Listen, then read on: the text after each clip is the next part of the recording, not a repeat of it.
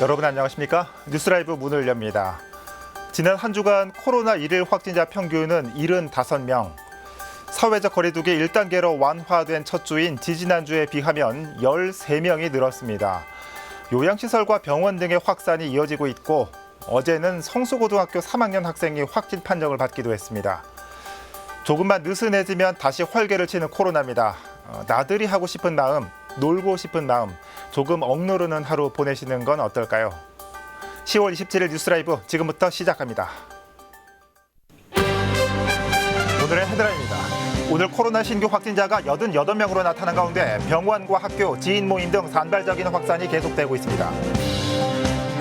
천연동과 충현동의 발자취를 담은 기록서가 발간됐습니다. 우리나라 최초의 아파트인 충정 아파트부터 도시재생 과정이 담겼습니다. 도시재생이 진행되고 있는 중화 이동에서 주민들이 도시재생 방향을 결정하는 주민 아카데미가 개최됐습니다. 코로나 사태 이후 노원구에서 첫 지역축제인 노원 달빛 산책이 개최됐습니다. 등불로 물든 당현천을 다음 달 15일까지 만나볼 수 있습니다.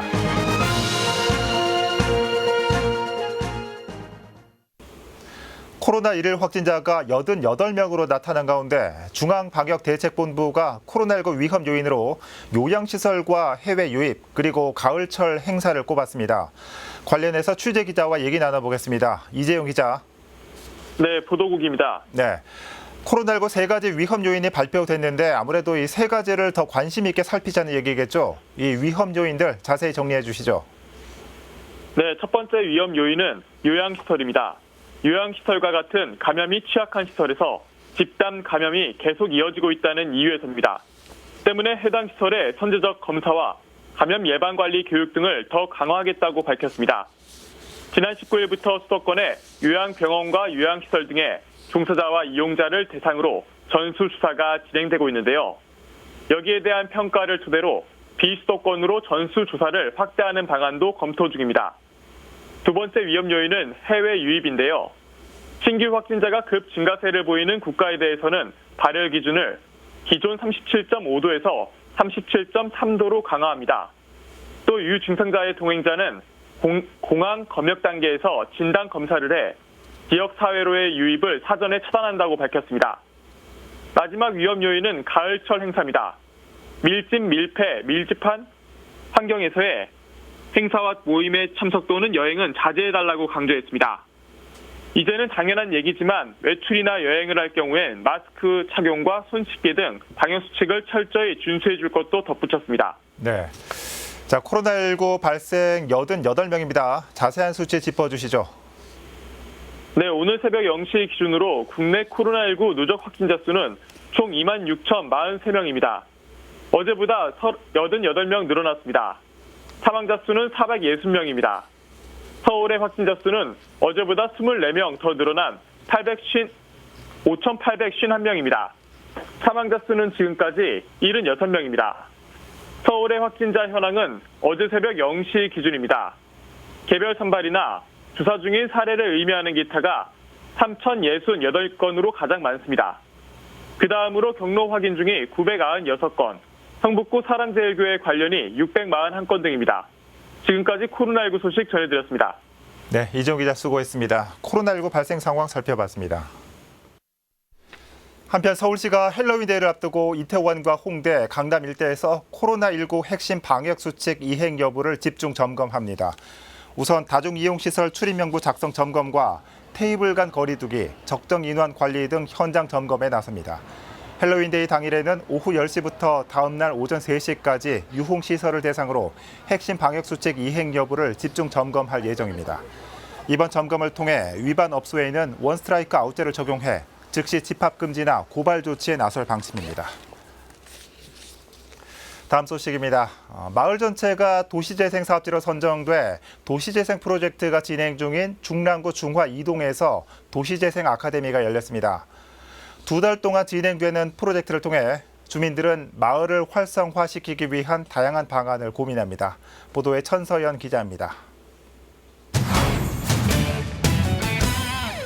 중랑구 중화이동의 한 다목적실, 20여 명의 주민들이 삼삼오오 모여 앉았습니다.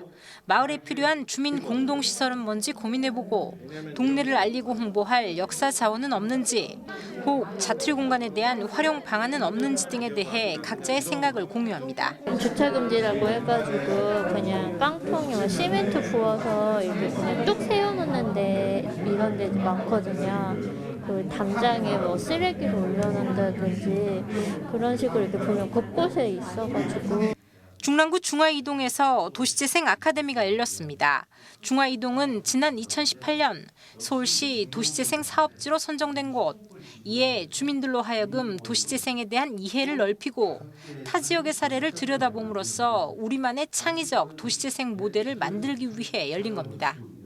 이제 도시재생 하려면 지역에 대한 관심이 좀 있어야 되고 지역에 대한 이해가 있어야 되고 또 지역 주민들끼리의 또 이해가 있어야 되고 연구하는 또는 뭐 지역을 알아가는 이런 관점에서이기 때문에 요즘에 지역의 전문가들 선생님들을 좀 모시고 우리 주민들이 참여하는 그런 행사를 마련한 겁니다.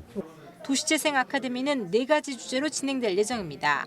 주민 갈등에 대한 부분과 우리 마을 역사 자원 발굴, 필요한 공공시설과 공공디자인 개선 등으로 주민들은 관련된 다양한 의견을 개진하게 됩니다.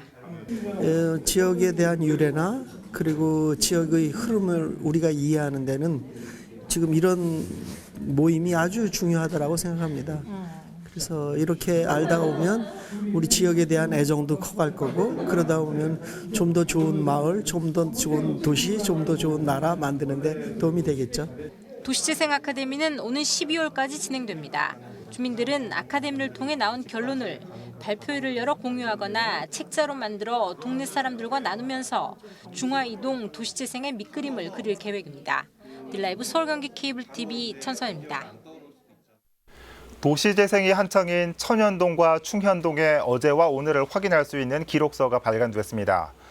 우리나라에서 가장 오래된 아파트인 충정 아파트를 비롯해 각종 역사의 흔적을 확인할 수 있습니다. 조성협 기자가 소개합니다. 녹색의 낡은 아파트, 외벽의 마감재는 군데군데 뜯겨 나갔고 창틀은 곳곳이 녹슬었습니다. 1930년대 지어진 대한민국 최초의 아파트, 충정 아파트의 모습입니다. 광복전엔 한 기업이 인수해 호텔로 사용했고 한국전쟁 당시엔 인민군이 아파트 지하에서 양민들을 학살하기도 했습니다. 1979년엔 충정로 확장 공사로 인해 아파트의 3분의 1이 잘려나가는 순환을 겪기도 했습니다.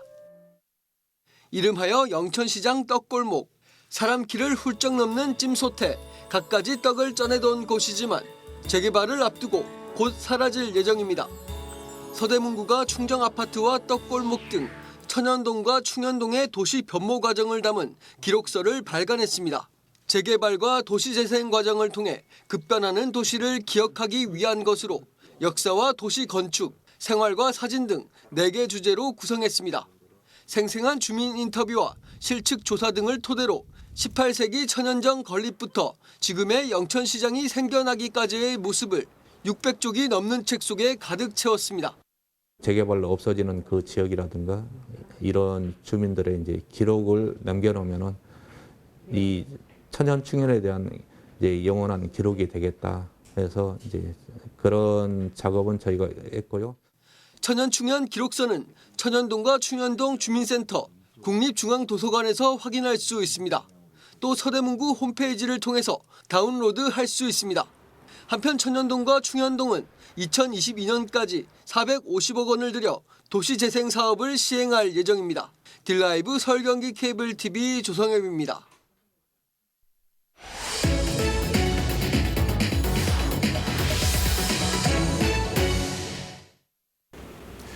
자원순환의 중요성이 나날이 커지고 있는 요즘 재사용과 나눔을 한 번에 실천할 수 있는 지역 행사가 열렸습니다.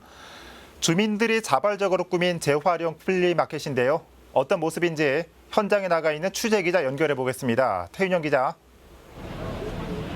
네, 저는 재활용 플리마켓이 열리고 있는 강동구 상일동 어울마당에 나와 있습니다. 네, 오랜만에 들려온 지역 행사인 것 같습니다.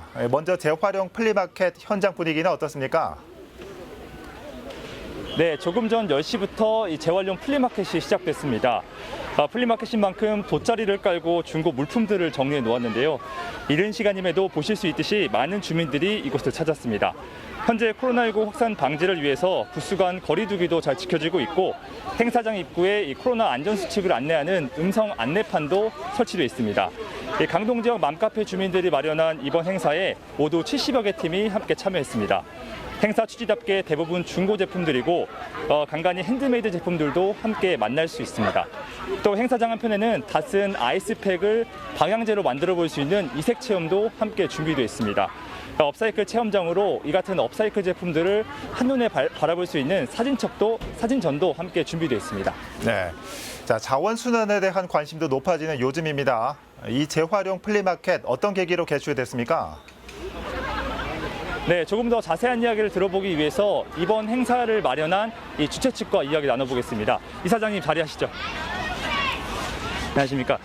이번 행사가 주민들이 자발적으로 참여해서 더 의미가 깊은 것 같은데 이번 행사를 마련하시게 된 취지가 좀 어떻게 될까요? 네, 직장 다니던 엄마들이 단절되고 나서 아이들도 집에서 돌보면서 소소한 일거리를 찾다 보니 아이들이 사용하던 용품이나 생활용품을 다시 재사용할 수 있는 방법이 없을까 생각하다가 이런 장터를 만들게 되었습니다.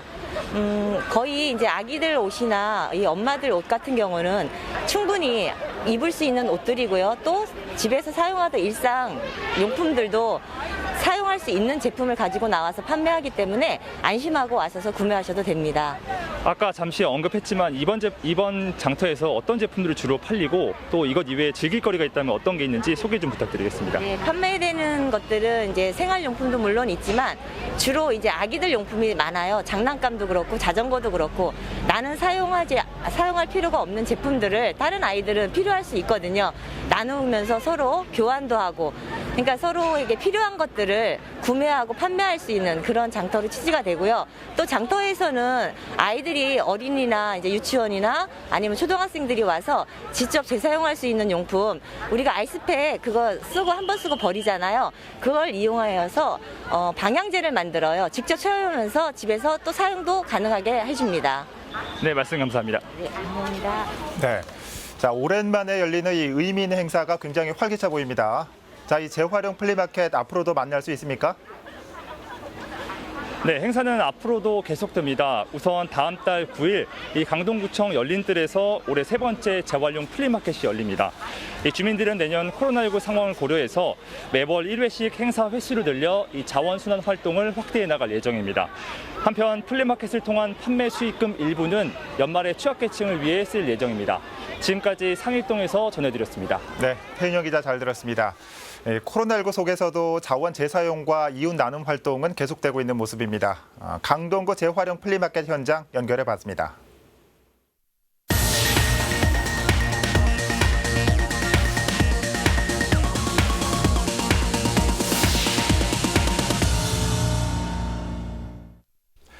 이처럼 사회적 거리 두기가 1단계로 내려가면서 그동안 열리지 않았던 지역 축제들도 조심스럽게 다시 시작됐습니다.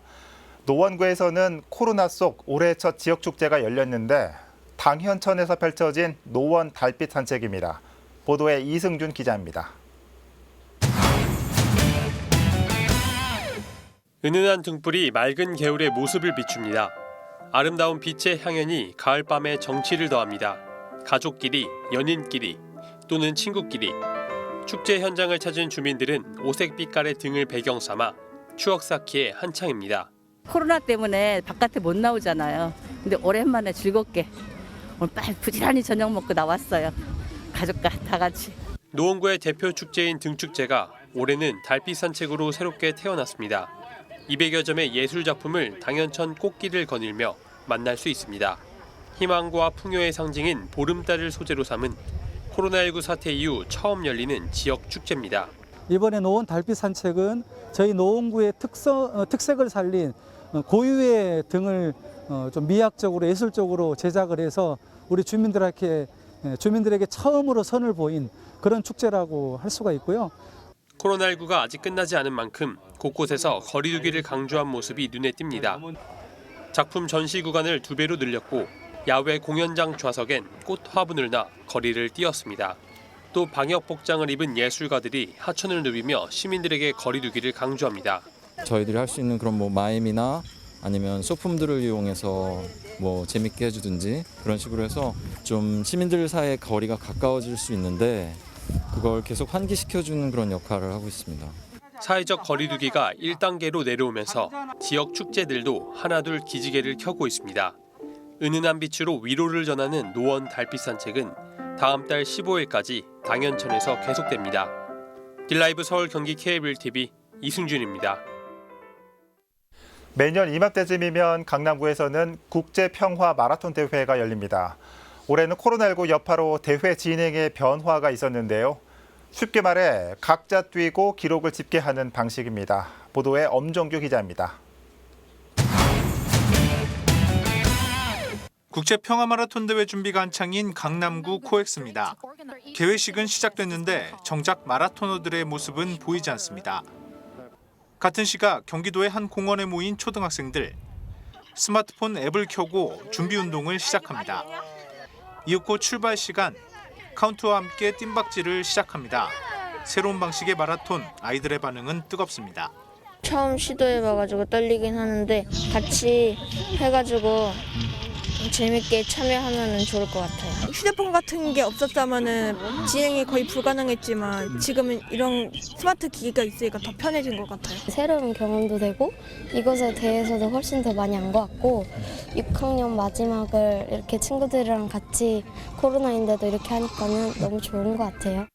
스마트폰 앱을 통해 온택트 마라톤으로 진행된 강남 국제평화 마라톤 대회. 한 장소에 모이지는 못했지만 전 세계에서 3,700여 명이 참여했습니다. 마라토너들의 모습은 코엑스 K-팝 광장의 대형 전광판에 비춰졌고 유튜브를 통해 실시간으로 생중계됐습니다. 코로나19로 인해서 어려움을 겪고 있는 우리 강남구민, 서울시민들, 전 국민들 또 세계인들에게 그 건강할 수 있는 기회 그리고 희망과 용기를 제공하지 않았나 이렇게 평가하고 싶습니다. 전 세계 첫 시도라 접속장애 등 일부 보완점도 지적됐지만 코로나19 시대 대규모 체육 행사에 이정표를 세웠다는 평가를 받기 충분했습니다. 딜라이브 서울 경기 케이블 TV 엄종규입니다. 내년 3월 신촌동 주민센터 복합시설 착공을 앞두고 있는 가운데 주민들의 목소리를 듣는 공청회가 열렸습니다. 이 자리에서 주민들은 사업의 전면 수정과 더불어 공영주차장 주차면수 확대, 그리고 체육 문화 인프라 확보 등을 요구했습니다. 보도에 조성엽 기자입니다. 267억 원을 들여 조성 예정인 신촌동 주민센터 복합시설. 새 주민센터는 현 용지에 신촌역 앞 공영주차장 용지를 합해 지을 계획으로 청년 창업지원주택 125세대도 함께 드립니다. 복합시설은 지하 3층, 지상 12층, 연면적 1,400여 제곱미터 규모로 지상 1층엔 동주민센터와 강당이 들어서고 지상 2층엔 자치회관과 동대본부를 조성합니다. 지상 3층부터 12층엔 청년주택이 들어섭니다. 현재 계획에 따르면 내년 3월 착공해 2023년 5월 완공 예정입니다. 하지만 이를 두고 주민 불만이 터져나오고 있습니다. 원룸과 하숙 등 임대업을 하는 주민들은 청년 주택으로 인해 생존권을 위협받을 것이라며 사업의 전면 수정을 요구하고 있습니다. 원룸, 하숙집 공실이 엄청 많습니다. 근데 이런 상황에서 어떻게 거기에다가 지금 또 원룸을 짓고 신촌 주민을 다 죽이는 거 아닙니까, 이 공사가? 이에 대해 구는 기존 대학생 105세대와 청년 20세대로 계획했던 청년주택을 주민 요구에 따라 청년 125세대로만 구성했다고 전했습니다. 그러면서 원룸과 하숙의 수요가 많은 대학생을 제외한 만큼 생계에 직접적인 타격은 적을 것이라고 설명했습니다. 구청 입장에서는 아무래도 이쪽에 있는 그 임대업자들에 대한 그 고충을 조금이라도 덜어드리기 위해서 상업을 하는 주민들은 복합시설 내 주차 면수가 기존 공영주차장보다 줄어들고 버스 전용 주차장도 사라진다며 지역 상권 활성화와 외국인 관광객 유치를 위해 주차 면수 확대와 버스 전용 주차장 확보를 요구했습니다. 버스 주차장 없으면 차종을 다 있겠습니까? 그럼 이거는 상인들의 어떤 그 생존권하고 문제가 있는 겁니다. 하지만 구는 복합시설 내 버스 주차장을 확보하려면 주차장의 층고를 높여야 하고 이 경우 31억 원의 예산이 더 필요하다며 난색을 표했습니다. 다만 신촌역 뒷공간을 확보해 버스 주차장을 조성하는 것을 검토하겠다고 말했습니다. 버스 주차장은 거기 지금 현재 우리 공청과 분이 다 하기는 곤란하고요. 신촌 기차역 뒤편 임원도로 그 구간을 조금 불편하더라도 저희가 지금 확보를 하려고 지금 노력을 하고 있으니까. 주민들은 또 주민센터 내 체육관과 수영장, 각종 문화시설 등 주민 여가 공간을 만들지 않는다며 청년주택의 세대수를 줄여서라도 조성해야 한다는 입장을 내놓았습니다.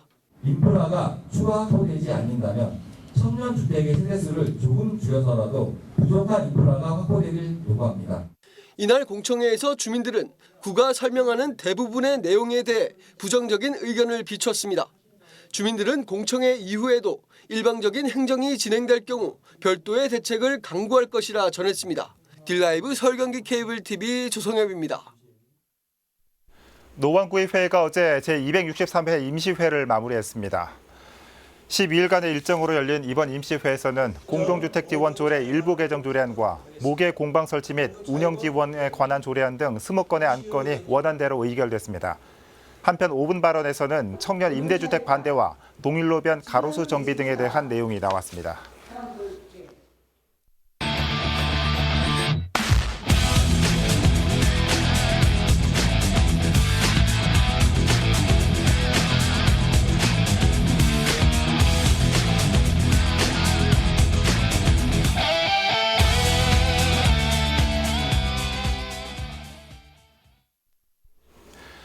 이번 주 헬로윈데이를 앞두고 제2의 이태원 클럽발 확산이 되지 않을까 우려하는 목소리가 높습니다. 헬로윈 축제를 즐기려는 마음까지 막을 수는 없겠지만 굳이 클럽같이 밀집된 곳보다는 야외나 집에서 소규모로 즐기는 슬기로운 헬로윈 파티도 고려해 볼 만합니다. 뉴스라이브 마칩니다. 시청해 주셔서 고맙습니다.